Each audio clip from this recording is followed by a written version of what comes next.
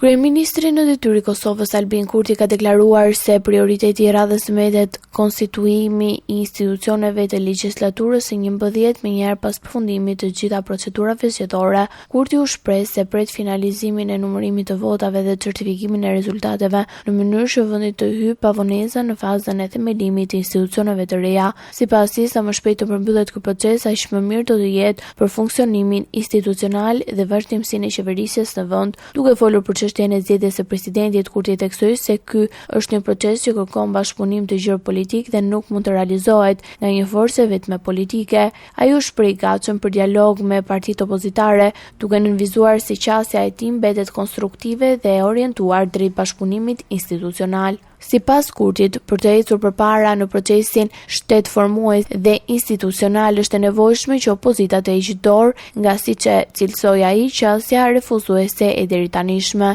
Kryeministri në detyrë kujtoi gjithashtu përpjekjet e menjëhershme për zgjedhjen e presidentit, duke theksuar se subjekti i tij politik ka ofruar alternativa bashkëpunimi, përfshirë dhe mundësinë e bashkëqeverisjes, por sipas tij këto propozime nuk kanë gjetur mbështetje opozitës. Deklarata e Kurtit vjen në një moment kyç për skenën politike të Kosovës, teksa pritet përmbyllja e procesit zgjedhor dhe nisja e procedurave për ngritjen e institucioneve të reja shtetërore.